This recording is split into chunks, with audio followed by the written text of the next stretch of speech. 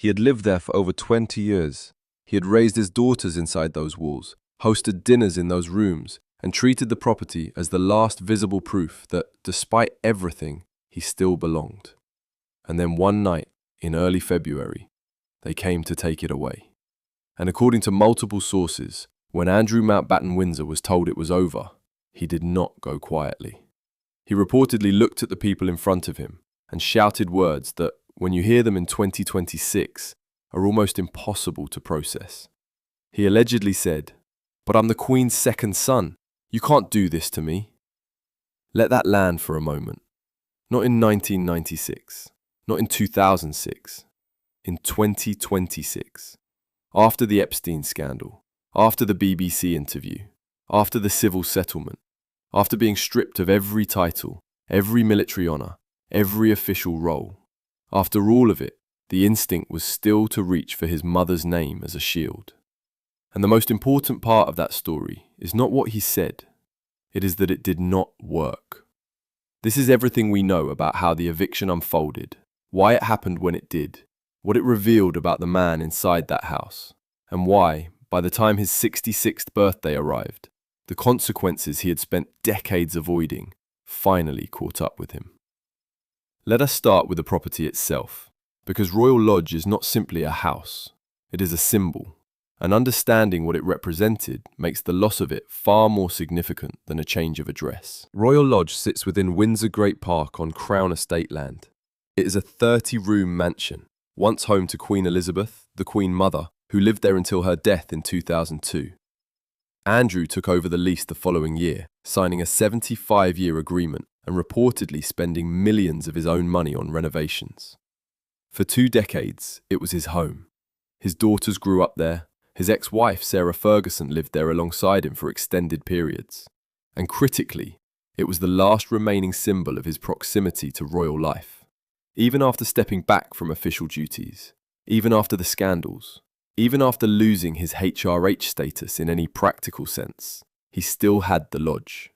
It said, quietly but clearly, he is still inside the fold. He still belongs. Losing it said the opposite. Now, to understand why it happened when it did, you need to hear what the people who were with him behind those walls have been saying. Because the eviction did not come from nowhere. It came from a trail of evidence that had been building for years. And the man who helped build it did not work for a newspaper. He worked as Andrew's personal bodyguard. Paul Page is a former Royal Protection Officer. He was responsible for Andrew's personal security. And in recent months, in the face of significant pressure, he has been speaking publicly about what he witnessed. What he describes is not a minor administrative scandal. It is a systematic dismantling of every security protocol that existed to protect the palace and the people inside it. Page explained that after-hours security procedures simply did not apply when Andrew had personal guests. He described receiving calls from Andrew's footman informing him that a female guest would be arriving at the palace at a specific hour, and that staff were simply to stand aside and let her in.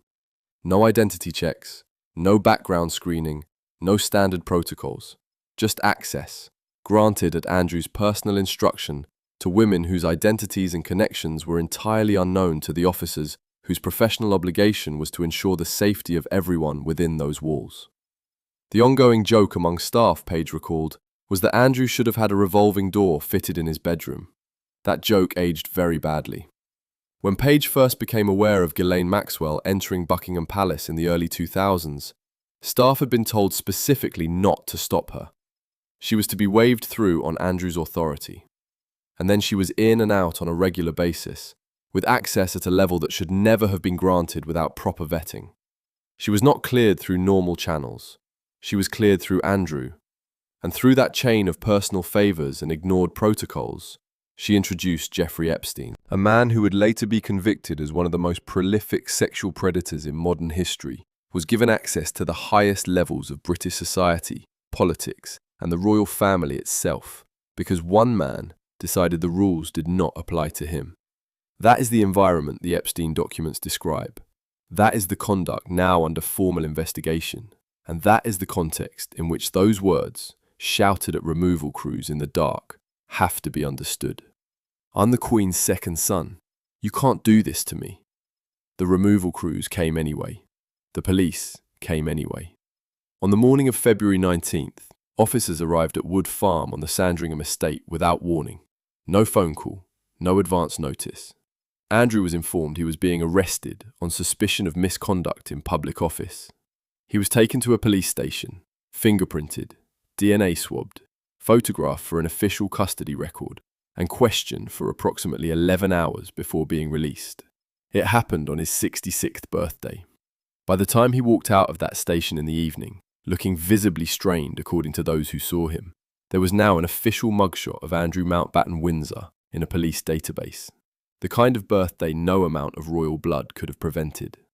Simultaneously, officers executed a search warrant at Royal Lodge. A magistrate had signed the warrant because Andrew was no longer there to consent.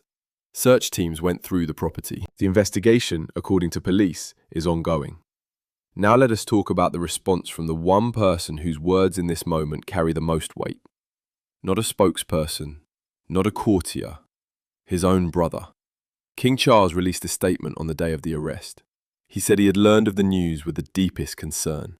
He described what would follow as a full, fair and proper process by the appropriate authorities. He stated that the family's full and wholehearted support would be given to the investigation. And he made clear, the law must take its course. He would not comment further. Read that again, slowly. Andrew is still screaming about their mother, still invoking her name, still believing she reaches forward from the grave to protect him. And his own brother, in cold, measured, institutional language, hands into the police and says, the law must take its course. This is not just a legal statement. This is Shakespeare, the older brother who spent his entire life in the shadow of the younger one their mother favoured. The brother who watched Andrew dodge consequences for decades, who inherited him, as one royal commentator put it, as a problem to manage, and who has now, with 7 words, made clear that the management is over. There is not a single word of personal defence in that statement, not a hint of unfair treatment, no warmth that could be misread as protection. Just a king, speaking about his brother, the way a judge speaks about a defendant. The law must take its course. If Andrew had not understood until that moment how completely alone he now is, he understood it then. And it may get considerably worse. Because beyond the criminal investigation, there are reports of discussions within government circles about an outcome that would have been unthinkable even 5 years ago. Removing Andrew from the line of succession entirely. He is currently 8th in line to the throne. That would require formal legislation and a series of approvals that have not yet been initiated. But the fact that it is now being discussed at all, that it has moved from tabloid speculation into actual government conversation, tells you everything about how this moment is being read at the highest levels of British political life. They are not asking whether he recovers. They are asking how far the damage goes. Meanwhile, Royal Lodge sits empty, no confirmed new resident, recently searched by police. A 30-room mansion on Crown Estate land, stripped of the man it once sheltered, waiting for a decision that no one is yet ready to make publicly. And in a smaller property in Norfolk on the Sandringham estate, the man who once represented the United Kingdom to the world now reportedly faces staff who have been told they do not have to serve him if they feel uncomfortable, and several of whom have already declined. A man who once walked through palaces and arrived at summits with the full weight of the crown behind him is now in a house where the people who cook his meals would rather not be there. So we return, one final time, to those words. I'm the Queen's second son. You can't do this to me. What is so striking about that alleged outburst is not the anger. Anger in a moment of loss is entirely human. What is striking is the logic underneath it. The idea that being born into a particular family, to a particular mother, in a particular order, should function as permanent insulation against consequence. That rank and bloodline, and the love of a woman who has been dead for nearly 4 years, could still, in 2026, serve as a reason why the rules should not apply. It did not. The removal crews came anyway. The police came anyway. The investigation continues anyway. His mother's name could not stop it. and his brother's 7 words made sure of it. Do you believe Andrew ever genuinely thought his birth position would protect him? Or did he always know, somewhere beneath the entitlement, that this day was coming? Tell me in the comments. And if you want every development in this investigation as it happens, make sure you are subscribed.